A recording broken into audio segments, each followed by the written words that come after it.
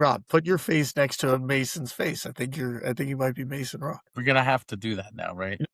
This isn't a body thing, Rob. I'm saying take your head, take Mason's head. You're the same person. Give you some frosted tips. He's a cool power. He's awesome. You could only wish you could be as cool as Mason Rock. I totally agree. I wish you were a gigantic baby. We ready. Coffin drop. Yo. Hey, Schoolboy Rollup, we back. May 28th. Guess what? Knicks are in the finals. They're there. How about that? Go. How about that? Right back Did here, you watch huh? the 45-second video that Side Talk posted on YouTube? Dude, I Yeah. love the videos outside the Garden. They are so good. They don't Who's even Side need to make Talk? anything more than. You don't know what Side Talk NYC is? Rob, we talked about this last week. You don't know anything. I don't about know. me. I don't know anything. I don't watch any of the I don't even stuff think you're a real Knicks fan if you don't follow Side Yeah, Talk. honestly, that's like part of the Knicks lore is Side Talk NYC. It can't be because I don't know about it. Well, I think that's a you thing. I think that's a hard L by you, honestly. Like this is some of the best. When people talk about Knicks fans being rabid, it's because of this content that has been out for years. Dude, I'm rabid because I watch every game. That's why. Nah, bro, you're not as rabid as the Side Talk. You ain't rabid. You ain't these Knicks fans. No, man, you're not. They There's ain't 7-year-olds that are more rabid than you. No way. They are so good. They do, and with the editing, it's incredible. Yeah, it's the most hyped. I love a good Side Talk video, especially outside the Garden. And I love that it still always features a shot at Trae Young. Like, dude, Trae Young will always catch a stray. As he should. It doesn't matter. He will get ragged on the whole time. But if we're talking Knicks for a second, what song other than the old "Go New York, go"?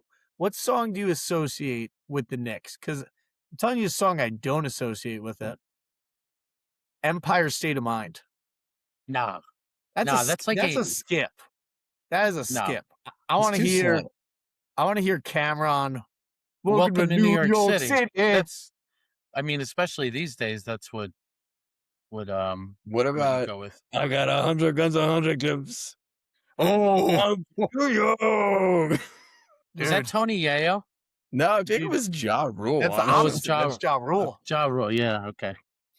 Which, funny enough, some of my friends the other day were golfing on Friday. Who's hitting behind them? Ja Rule.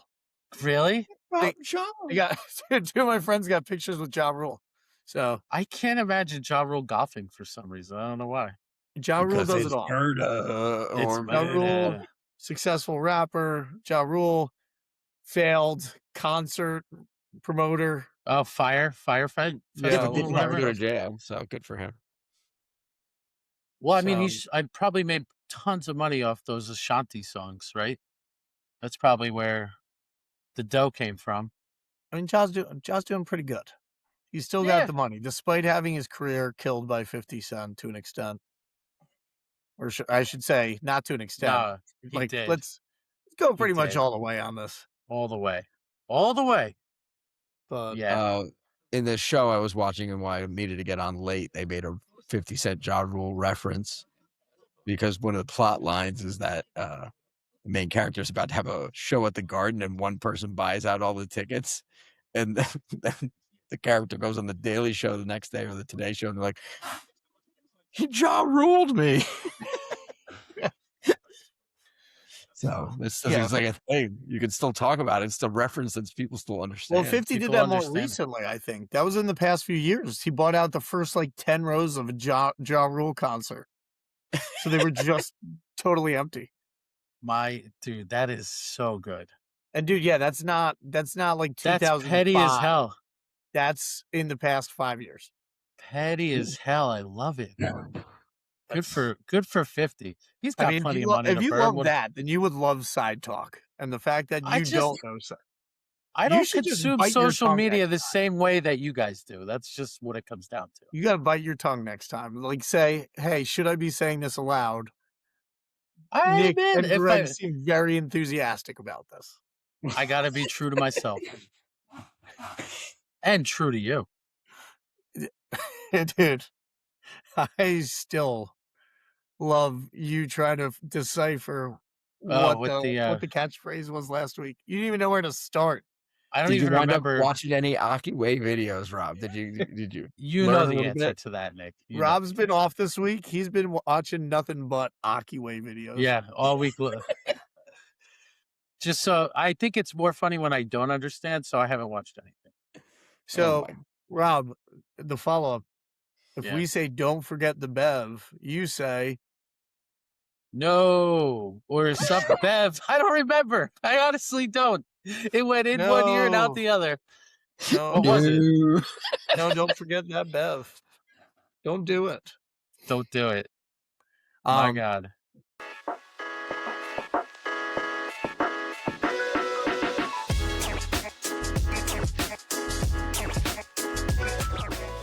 All right, Rob. So let's focus on something you do know a lot about. The New York Knickerbockers. Okay. Right now, Spurs and Thunder are playing. 79-64. What is it? Spurs. Big lead for the Spurs. 79-64 right now.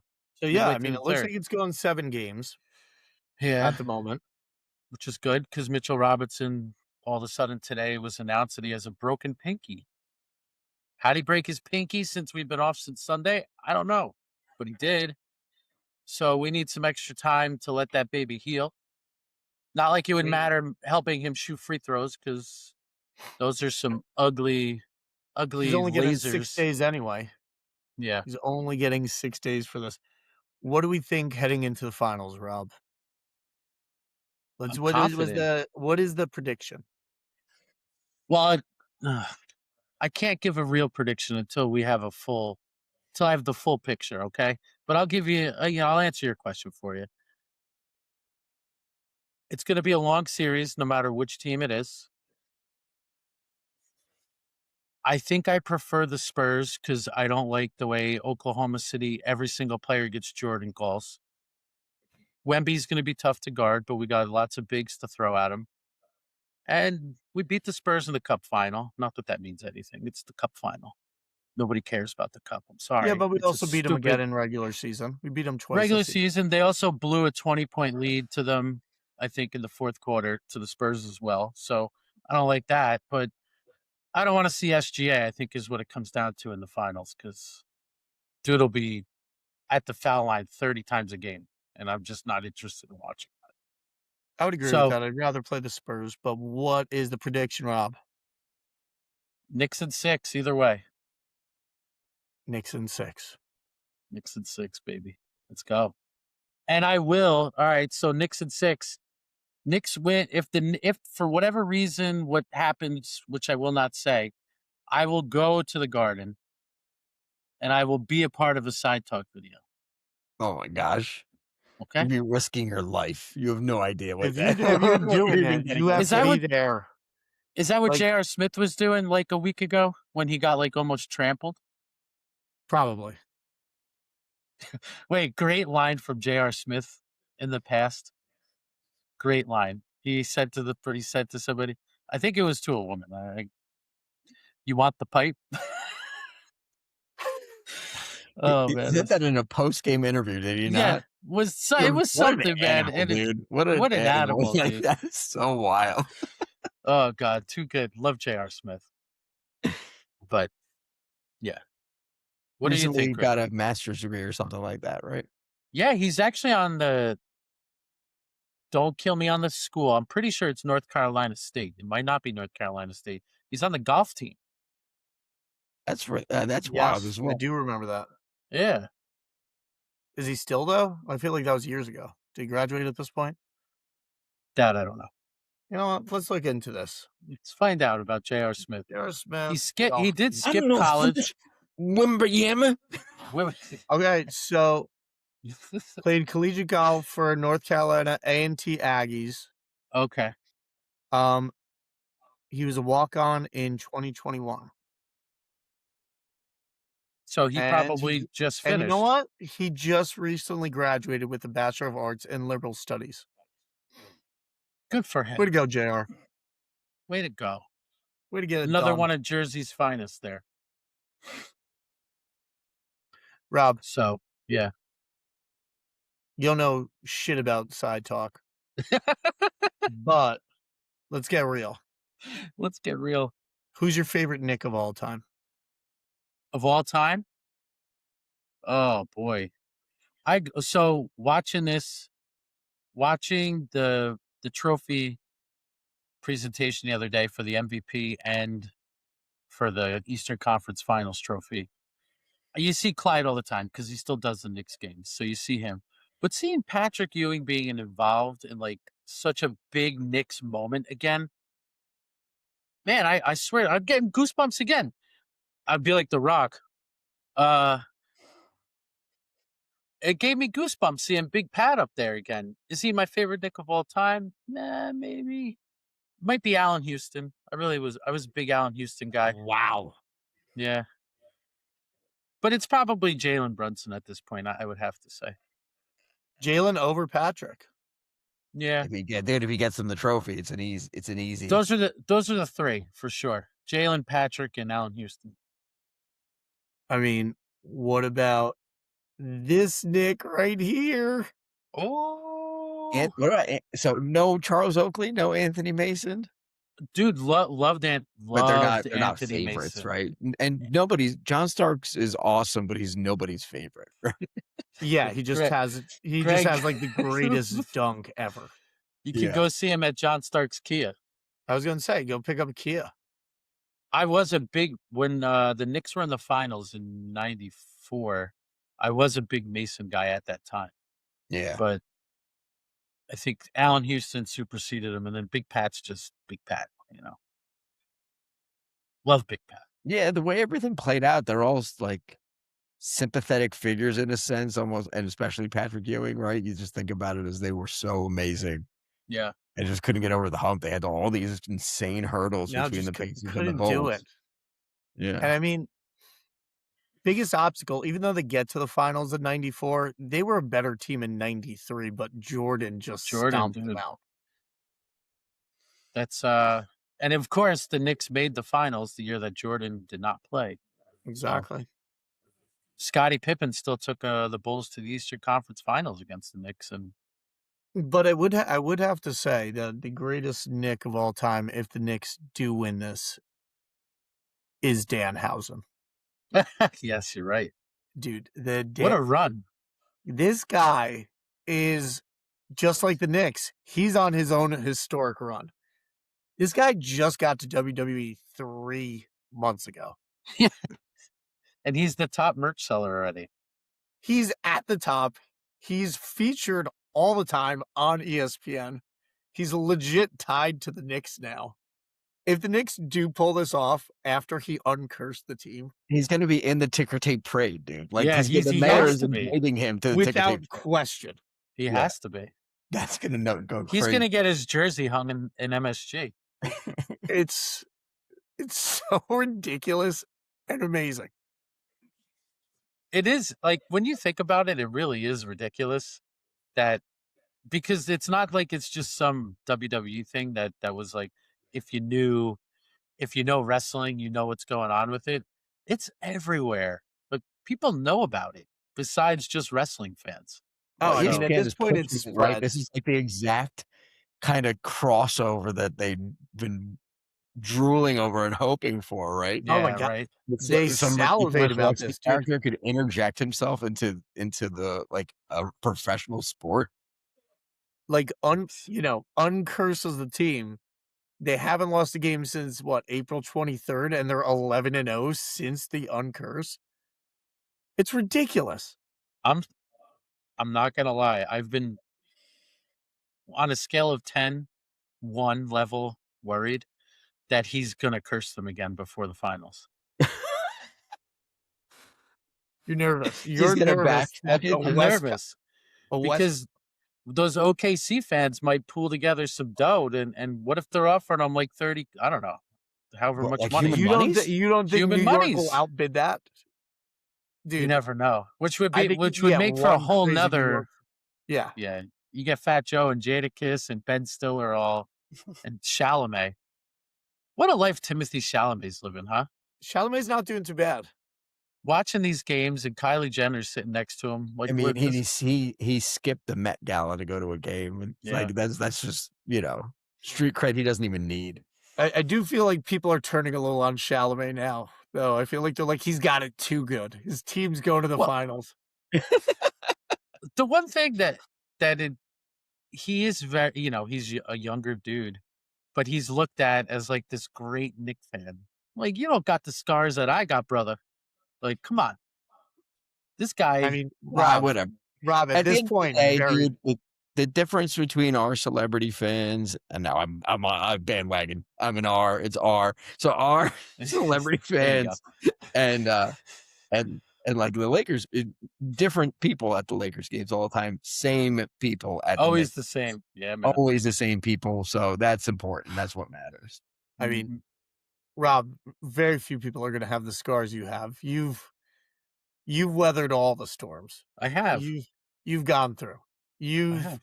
You've been there since before Isaiah Thomas. You were there a decade ago. You could probably name the starting lineup of that like 2015 team that was utter trash. Like, Let's not. We got good we're good not vibes going on. I'm just saying, let's like, very few people are going to be able to match when we talk about like the highs and lows. Like Nick and I tagged back in on the climb back up. That's Like, okay. Maybe. All comers are welcome. Like, but I'm the full believer at this point. I can't buy Knicks gear right now. I can't touch anything right now. Can't mess with the juju. Okay, I appreciate that. Gotta wait right now. Ray the other day Gotta was wait. like, "Hey, I want to get a Knicks hat." I was like, "You're not getting anything right now." I was like, "We gotta wait." Like, we're in a holding pattern, Bray. Yeah, wait. So I'm trying to think. That would be. Never mind. I'm not saying anything. Let's move. Okay. Don't buy anything. Don't say anything. Yeah. Don't even edit this out. Just cut this whole segment. Just cut that. Yeah. Cut- Hey, what's up, everybody? Welcome to Schoolboy Rollup. It's Who's your favorite Nick? Oh, he's right there. But avoid talking about any other Knicks. yeah. So we Speaking ready of to our go. favorite Nick, Yeah. our favorite Nick. Time for me to take over the show. This and is Nick, you got the next this is 2 my hours. moment, guys. This is my AEW 20 minutes. Right. So Nick, are you going to be asleep for this whole thing? I can't. No, well, no, I'm going to go into a flow state and leave my body talking about the greatest wrestling night of my life. Oh man, This guy used to fall asleep. Now he's all in. I See what I did there?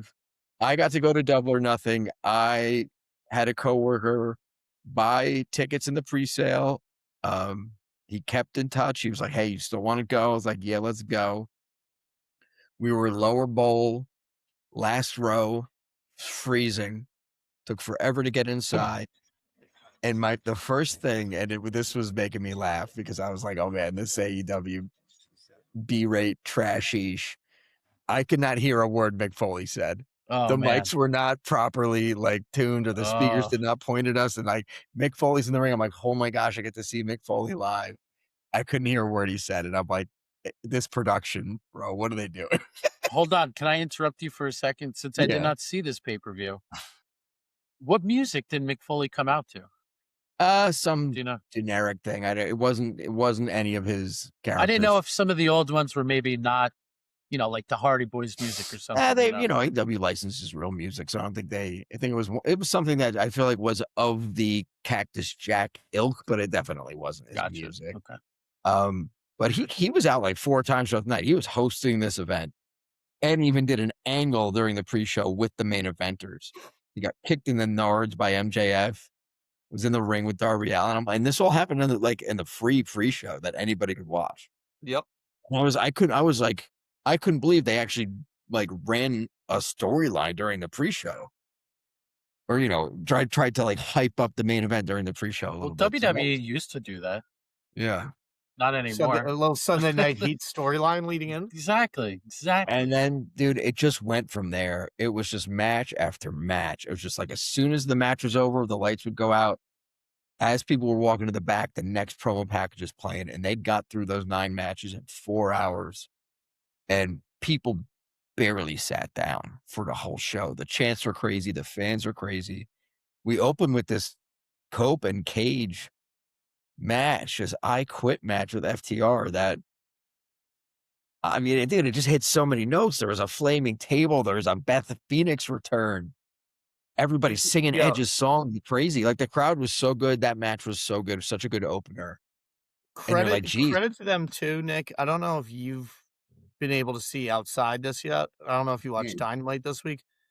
I love that even though Edge and Christian or Cage and Cope are together right now, they're not just running the nostalgia act. Even though they were teasing it last night, I love that Christian Cage's gimmick is still he's just playing a heel who's just totally out of touch. Like last night, like he comes out, the crowd is chanting for him, and he tells everyone to sit down and shut their mouths. and Adam Copeland's like, "What's wrong with you? Like, don't you hear?" And he goes, "It's not like I banged their moms," because that's his gimmick. Dude, Yeah, dude. He said that during the Cage's match. work has been great throughout his AEW run. But So the fact that he's still playing the heel character, but in a face role with zero adjustment is amazing. So his 2 moments in the match where he did great, funny heel stuff was they asked him to quit, and he said, "I banged your mom," and the cold crowd just goes, "Oh!" And they did the white stripes thing. "Oh, he banged your mother." The crowd was so on point. "Oh, he banged your mother." And then, like right before the final spot where they did the double submission, he's like in the corner, like he's gonna do a spear, and he just runs up to the guy and gives him a kick in the balls. So yes, he's doing, even in his in-ring work, he's doing the shtick, and it's so working. Yeah, I didn't feel like I was watching Edge and Christian at all, that match. Yeah, it's very different. So yeah, you're right. That is and I was like, what's the opening match even going to be? Usually you open with a really strong match.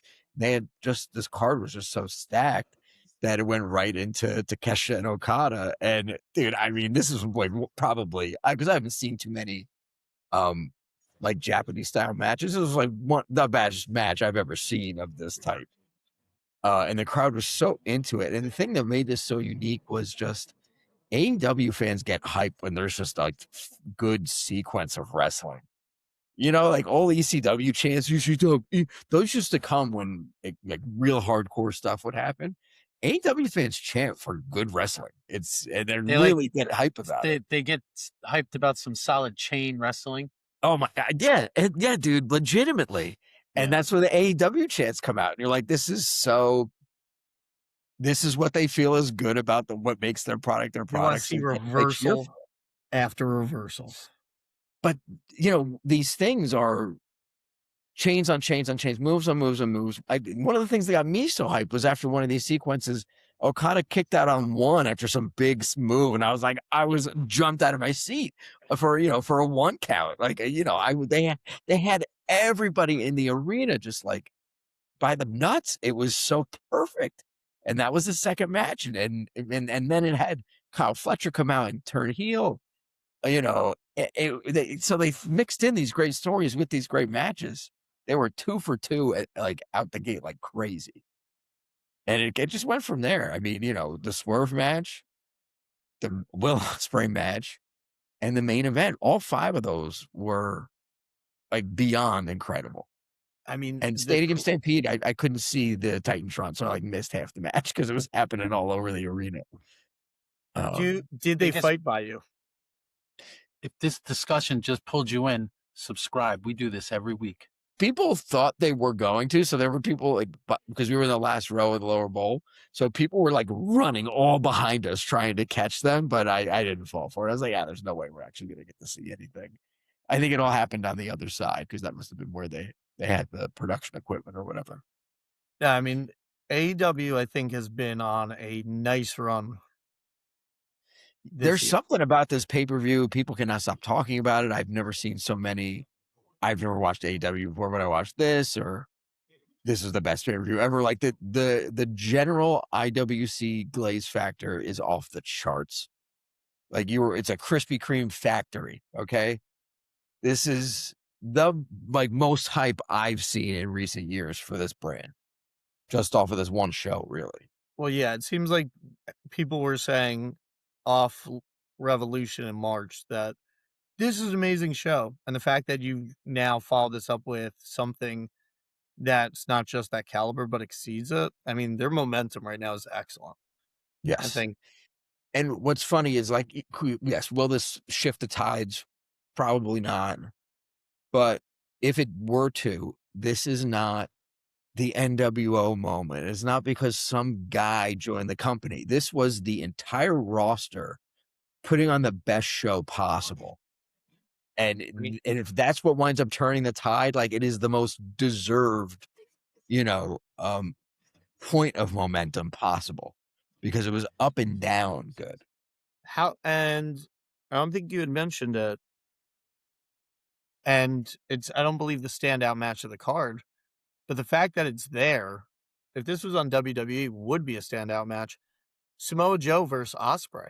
Yeah. I mean, it's almost crazy to like just make that an afterthought match because it was so perfect. It's insane how good Samoa Joe still is. Yeah, that match was near flawless as well. I mean, Will Ospreay does a handstand handspring backflip out of the ring, lands on his feet immediately in a chokehold. You got like a good walk away on a cutter from Samoa Joe, and yeah, some good chain stuff with reversals. And I think it's at least now that I half know what's going on, Will Ospreay's winning this tournament, and he's going to finally get his moment here. I think that makes me hyped too, because predictable is not bad when it's somebody who was previously, the top baby face in the company. Yeah, so good. And like Swerve actually tore the house down. Like some of the stuff he did with Bandito was like unbelievable. He stood on the guy's shoulders to kick him in the back of the head. Have you seen this spot? Dude, the house call from his shoulders was insane.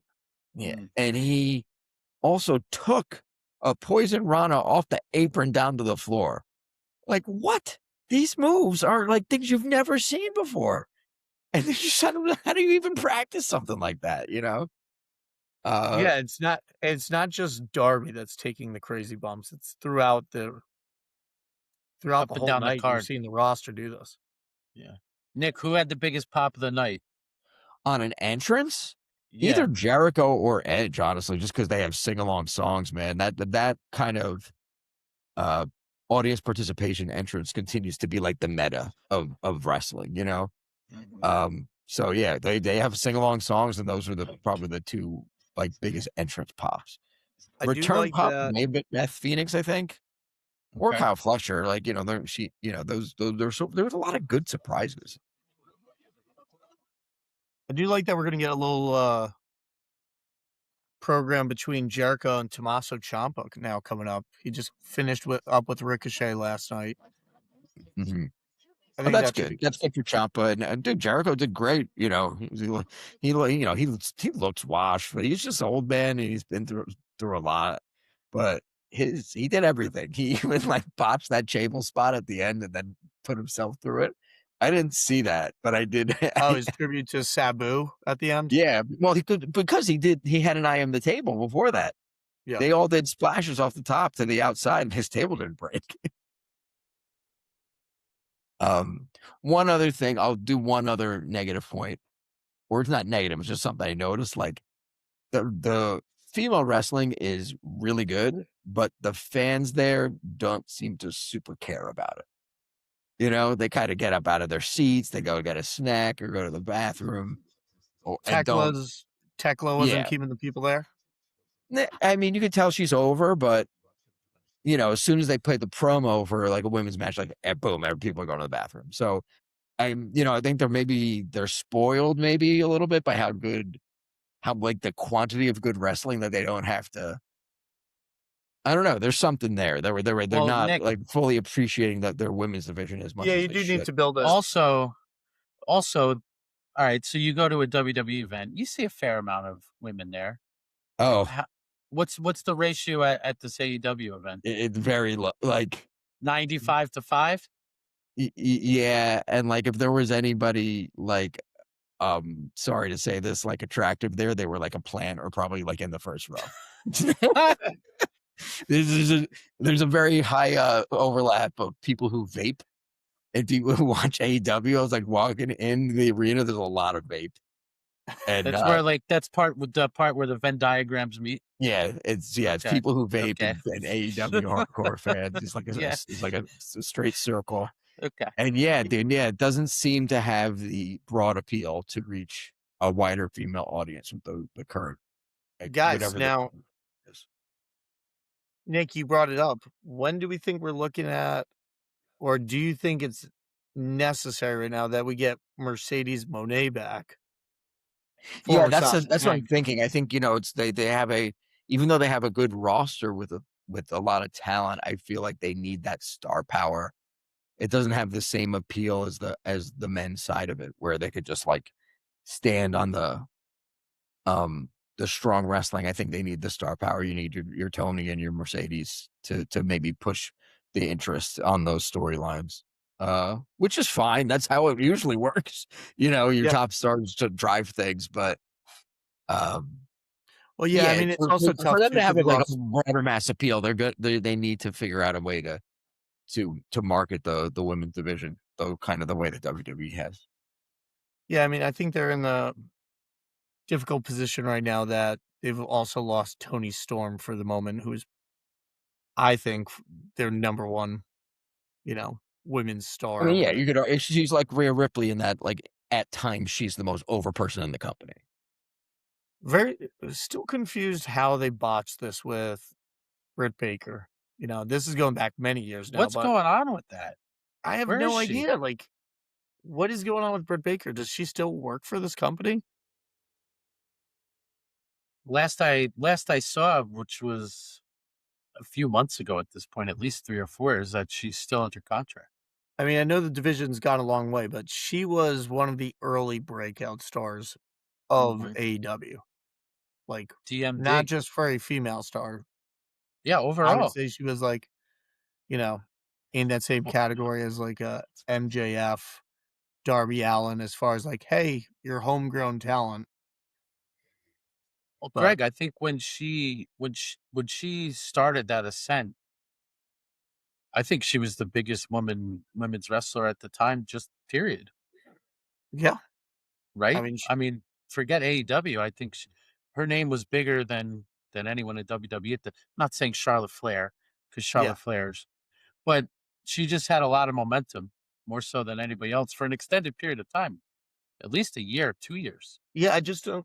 I'm wondering what could have happened backstage that she's fallen off that much. But I mean, they had She it. just really likes being a dentist. They had it and they fumbled it.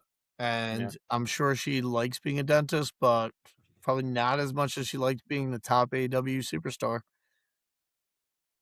Yeah, probably not. So.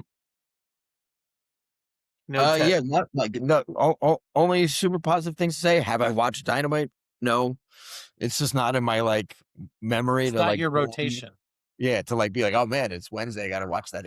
I think it's coming though. I think there's a lot of positive vibes coming towards. Well, I feel more compelled to watch it because I pretty much know every storyline now, and I do want to see where stuff like what was going on with Takeshita goes. Yeah. And what Cope and Cage do with the tag titles. And like now MJF has another title run. So that's obviously a big thumbs up.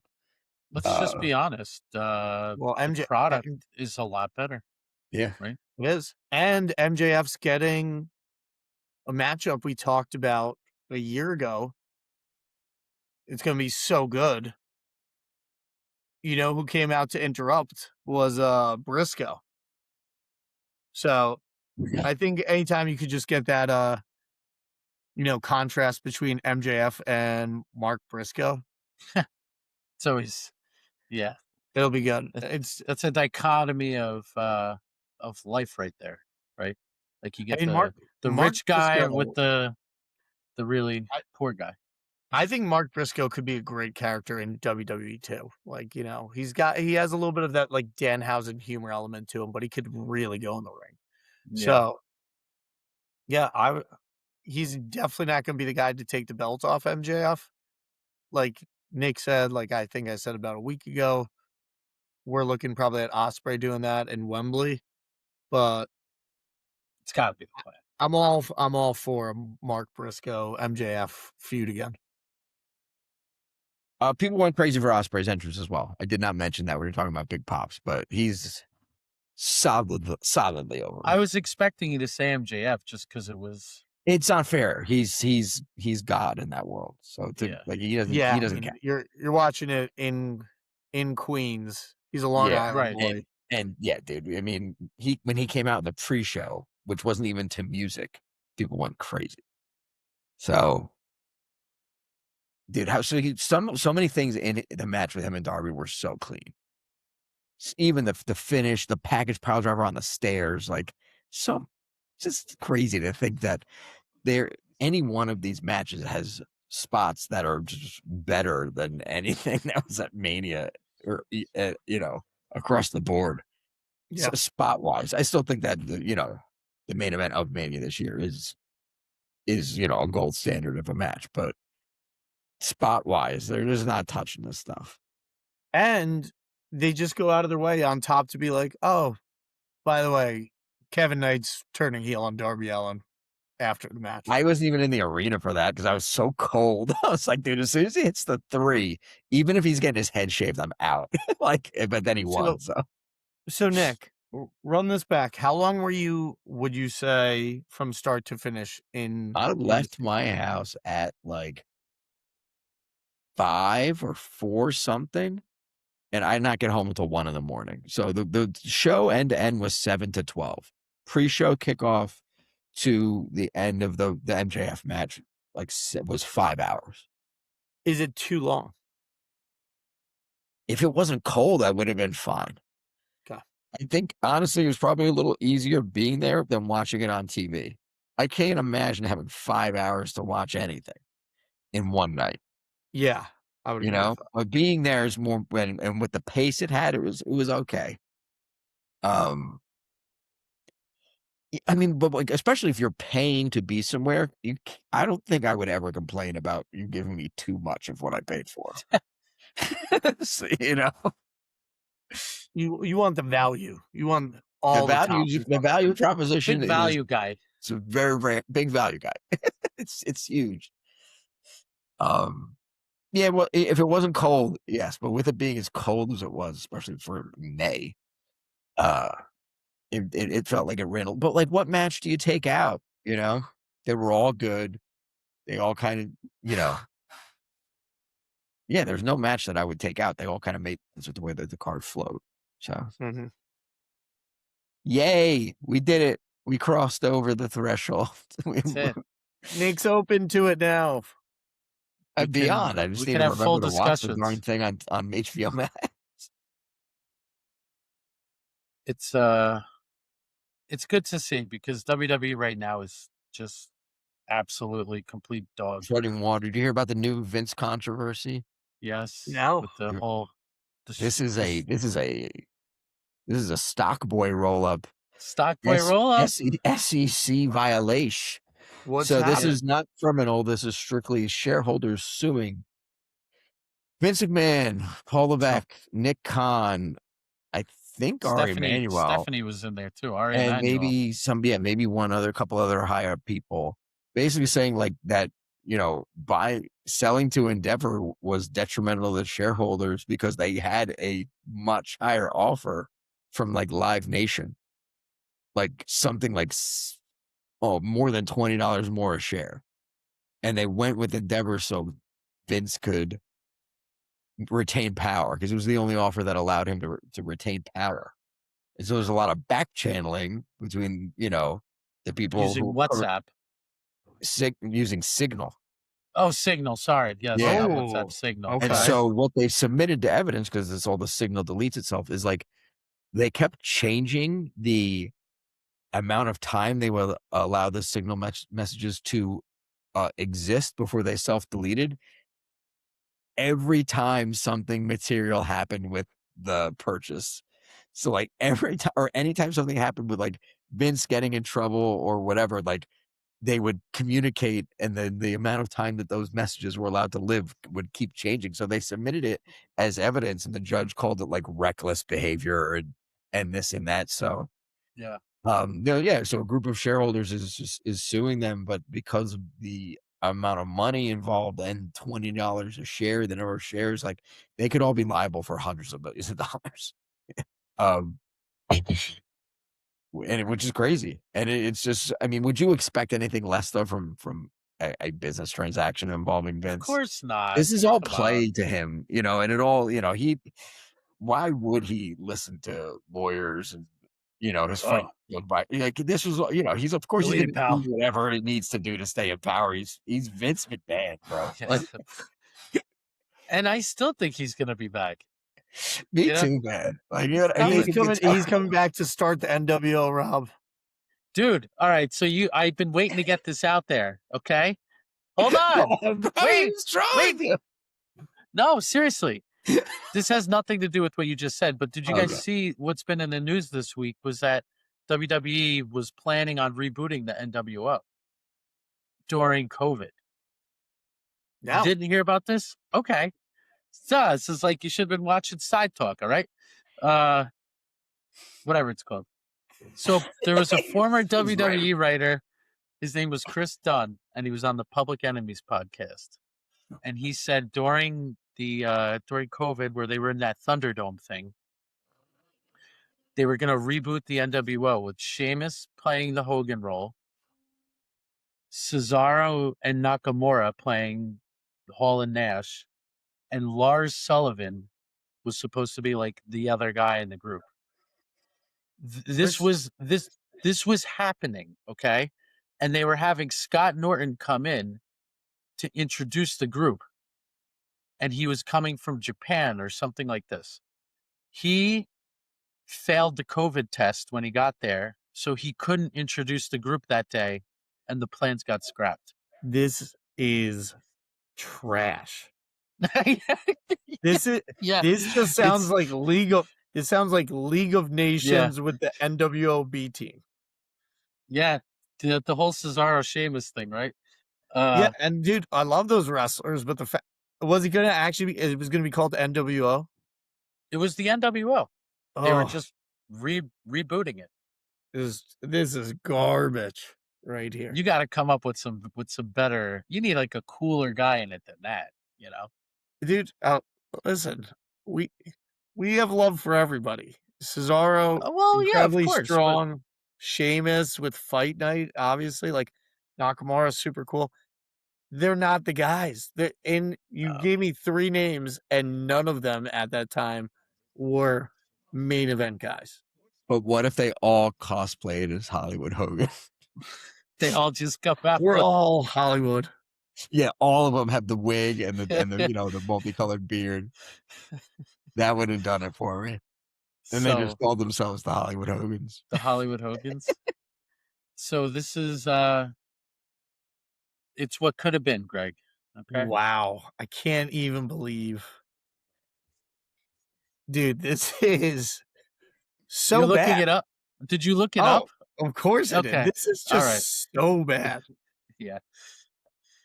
And of course, Kevin Nash, I think he got wind of this. So, he was talking about, I'll click this, and he said that he was not asked to participate. Dude, and the fact that, like, the one introducing them isn't, like, Nash. It's Scott. Yeah, right? It's Scott Norton. Yeah. One of the best sound effects from a video game of all time. I mean, too. New with that New clothesline. Japan legend, but he was never huge in WCW. No. Dude, this whole thing is bizarre to me. Yeah. I wish you never even brought it up.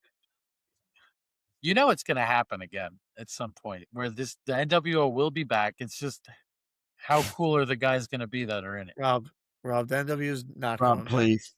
It just almost did a couple years ago. Just It's almost. But it didn't. It didn't. If Scott Norton was healthy, things would have been a lot different, okay? You know, the NWO is not coming back, but we're getting some new version of the Bloodline, I think. Yeah. They're running that back. With Jacob. You think he's going to be the champion after You know, I'm going to say that for the picks. I'm not. All right. Maybe we should get to the picks. We should. We did the thing. Now it's time to do the other thing. We did do the thing. Hey, real quick though, Austin Theory, he had a big Monday night, man. Big Monday night. Fought Seth Rollins, correct? Well, he was going to relinquish the belt. He did not fight Seth Rollins. No, that was 2 weeks ago. Previous one. Oh, okay. Dude was going to relinquish the belts, and Paul Heyman's like, no, we just have a clause that it stays within the vision, so you and Braun Breaker will defend it. Then he takes out Joe Hendry. I believe he took out somebody else. And then they acknowledge this relationship that they've been teasing between Maxine Dupree and himself. So it seems now they're fully leaning into Maxine and Austin Theory. The best he may have ever been presented was this past Monday. He looked more vicious. Looked like he actually had some direction to him. So, well, he's got to carry the thing now. It's just him and Braun, right? And Braun's going to be doing main event things.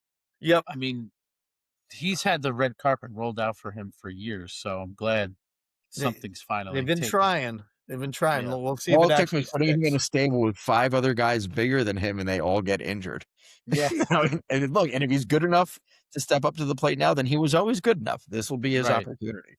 Remember, there was like that whole dinosaur egg thing with him and Vince McMahon, whatever that was. That was like a total wrestle crap thing.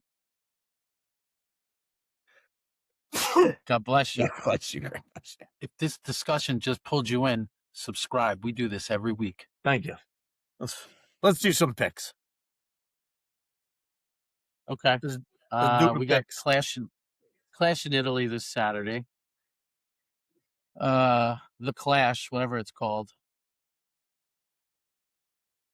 Sorry, I was looking up to see if I actually was right about Austin Theory and this dinosaur egg. So it was a real thing. I just looked at it. Okay. So anyway. All right. So okay.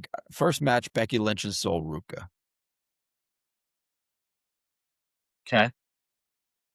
I'll go first. They've been burying the hell out of Sol Ruca since she came here, dude. So she needs to win. They need to fix her direction fast. I know some of it's like she's had like little weird kind of botchy things that they're trying to like not let her hit her finish or something. So let's just get her the belt, see what she can do with it. Sol Ruca for Nick. Greg, who you want to pick on this? Who are you thinking about? Guys, we just got the belt back on Becky like a little over a month ago. Don't take the belt off Becky. Keep it where it belongs on big time backs. I love her Becky like one belt. I love her pseudo Donald Trump shtick that she has. Where she's like, I'm the greatest. Everybody says I'm the greatest. She plays a little Donald there. I like the whole thing. Keep the belt with Becky for now. She could lose eventually. Okay. Not time for Sol just yet. I am going with Bex as well. Nice. Nikki, you're the Lone Ranger on that one. Brock Lesnar over Femi. This is the weirdest one, honestly. Who you got? I'm gonna go with Oba. I don't want to say this weird try. I don't know. The only good out of Oba. Brock's winning with shenanigans. There's some interference. There's something happening here. Brock didn't just come back to lose again. You took the words out of my mouth, sir.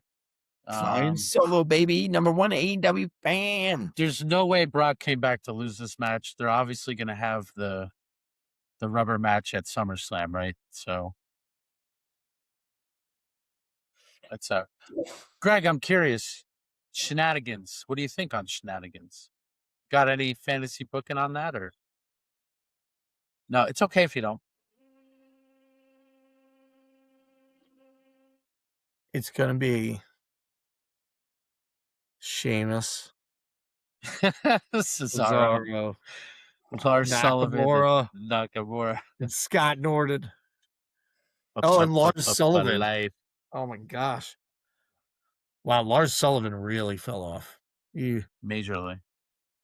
He had quite a fall from grace. I don't even want to discuss that stuff. Well, yeah, he had some issues that did some things. He did some things. I would assume the next match here is probably Rhea Ripley versus Jade Cargill, maybe. All right. I'll go with you guys on this one. It's gonna be Rhea. Jade had the worst run with the belt ever. I have no idea why you put that belt back on her. Yeah, there's no way. Jade had such a bad run with the belt. I can't even do the thing anymore. You can't? No. Can't. Wow. It's not a thing. That's not good. We're going with what we do instead. We go with Rhea Meechin. Yeah, it's just it ain't Jade, you gotta get it back. You lost it. You don't know what you got till it's gone. It's far gone. Rhea Ripley. I knew you guys would go with me on this one. That's right. You know what now we do? Got Cody Rhodes versus Gunther, who, by the way, bailed Ludwig Kaiser out of jail when he was put in jail. So I don't know if they're ready to take it off of Cody, but Cody's beaten him twice, right? At least once at Crown Jewel. Decent match. Is Cody really gonna have Gunther's numbers? Like Cody Rhodes gonna be the only person Gunther can't beat. Yeah, right. That's kind of nuts. You want to shake things up now that AEW is better than you. Like, shake things up a little bit and put the belt on Gunther. What's your pick? I agree with this. Gunther, man. This is like, I feel like, especially if you guys are right about the Becky Lynch thing, no titles are changing hands. This to me seems the most ripe to change hands. Yeah, put it on the European in Europe. Give Gunther the belt. He doesn't need to keep the belt forever. But you know what? Get a belt on him. Give it over to Gunther. Why not? I mean, the guy's gimmick. The guy's gimmick is, hey, I end careers. He's been on a hot streak. We're just gonna end it now that he got to Cody right after Mania. No. This is my thinking. How do you have him beat all these guys? He was going to lose. He was going to lose the belt last month to Randy Orton, but then Randy's back, got a little injured. It's Gunther's, and that's Rob's pick too. It is. No, it is. I can't not pick it because if he doesn't win, everything he's done the past 6 months is like a waste at this point. So I go in that route. Tribal Combat. The Samoan werewolf who gyrates versus We the Ones, the OTC, Roman Reigns. I think this is the most. You think this is the hard one, huh? Hard match to pick, yeah. You think the Shenanigans get Jacob a win here, potentially? I don't think he wins, but I think he can win. They're pushing it to that point. Yeah. I'm sticking with my Roman needs to have the belt going into SummerSlam so that there's a good marquee match with Roman Reigns at SummerSlam. And Makes that is sense. my logic that will be right until it's wrong. I'm going Roman too, by the way. And I just kind of said it. Greg. You look like you're stewing over there. No. I mean, I think people have this belief that this is Jacob's time, and those people would be wrong. It is not Jacob's time. I said last week, this is a trial. If anything, here's what's going to happen. He's definitely losing. Roman's retaining. Jacob has to acknowledge Roman. I believe that's part of the stipulation on this. So now we've got this new bloodline, if you will, with Jacob in it. If nothing else, maybe that leads to the turn of the rest of the group on Roman at some point. Under, we're now, the Usos are now under Jacob. But that's my fantasy booking for another day. There is no way Roman loses this match. No way. And Nick is absolutely right. Roman's wearing that belt till at least August 2nd at SummerSlam. It makes the most sense by far. So Who he fights at that event, SummerSlam, I still don't think we really know, do we? What? Nah. Who's Roman fighting at? I know they haven't told it, but I'm just saying, who do you think he's fighting at SummerSlam? Do we have any? And Obafemi, who just beat Brock Lesnar twice. It is more blurry, but Mason Rook gets the call up, baby. Oh, dude. We love Mason Rook. People love Mason Rook. He's a gigantic baby / Rob Rennick's doppelganger, but we love him. It's a bad doppelganger for me. He's a star. Yeah, but I'm not. Man. Rob, put your face next to Mason's face. I think you might be Mason Rock. We're gonna have to do that now, right? No one's saying this isn't a body thing, Rob. I'm saying take your head, take Mason's head. You're the same person. Okay. Give you some frosted tips and a necklace. Do some cool power. He's awesome. You could only wish you could be as cool as Mason Rock. I totally agree. I wish you were a gigantic baby. We all know somebody who resembles one at times. So, dude, if you fell asleep, I would just carry you. I'd just hold you, burp you, be like, "Yo, that's my buddy Rob." He's tired from talking about. He's tired from talking about the NWO all the time. Real quick before we leave here, with the success of AEW, the past recent, couple months, whatever you want to call it, do you think there's any pressure felt within WWE to kind of start hammering home a little bit? There has to be, only because they hate them so much more than we like. People are always like, "Oh, we can't have." What? I don't know what was on your phone. What was on my phone? I don't know. You opened up a picture. Like, hey. You're like, I hate everything. I hate this. Oh man, that was funny. Like this. My favorite. Or was it a picture of my kids in the bath or something? It looked like bread. It looked like a bread or something. A nice loaf of sourdough. Yeah, it looked like a sourdough loaf. All right, we'll have to check, make sure I didn't dox myself or something. Nah, it was definitely a sourdough. I don't got no sourdough. Good. You didn't You didn't show anything too spicy. You're good. There wasn't this picture of Cam Newton. Dude, that was from the other day, right? Cam? Yeah, I forget what I sent you that for. Because I don't know. Doesn't matter. So yeah, back before I dox myself. They hate them more than and the fans ever could hate each other. Yeah. They need to. There can be no contender. There can be no true competitor So they are going to do something soon. You know, it's too late for them to like rebook Clash, I think. But maybe they turn up the juice. I'm not sure how. Need to do something to get people excited. There has to be something that is interesting. Sorry, They're Greg. spread too damn thin with these stupid international pay-per-views all the time. Oh, They, yeah. they don't know what to do for these. They sometimes operate like it's like we've woven this into the storyline, but like it just doesn't work the same way. They've been ice cold since about SummerSlam. Yes, we get excited. Yes, we find these moments. They need to step it up because while AEW might not overtake them, WWE has to be aware that their buzz is so negative at this point. Do people still go to the shows? For sure. But they're not selling the same tickets they were a year ago.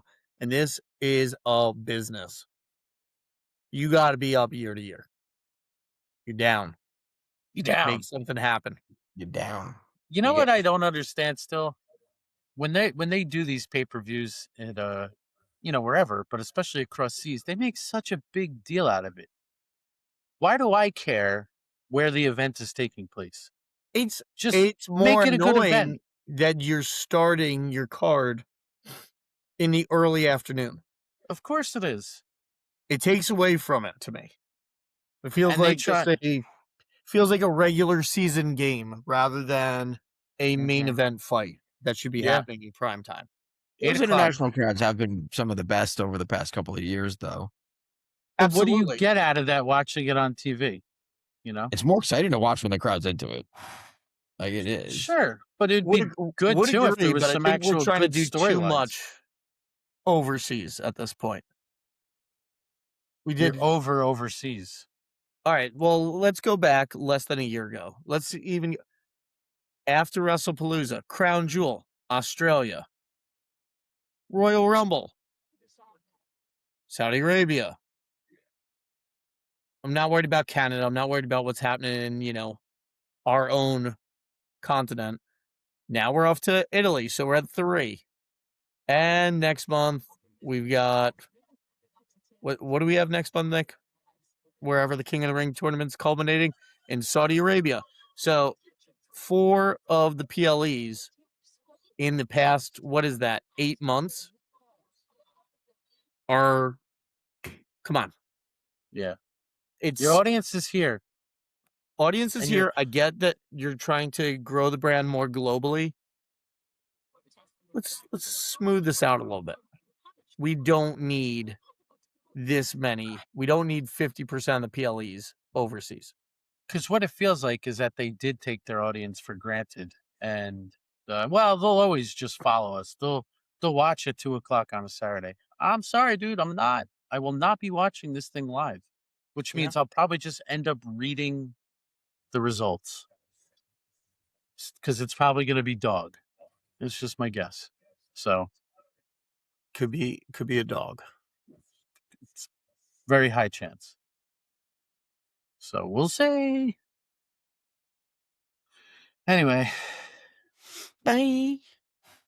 I guess that's it. Stay tuned for the Condong. AEW.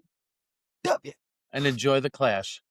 The Condong. That's it for this episode of Schoolboy Rollup. If you'd enjoyed the takes, or you probably most likely hated them, hit subscribe so you don't miss the next one. Drop your thoughts in the comments. We'll be back next week. Until then, keep it unfiltered. This is Schoolboy Rollup.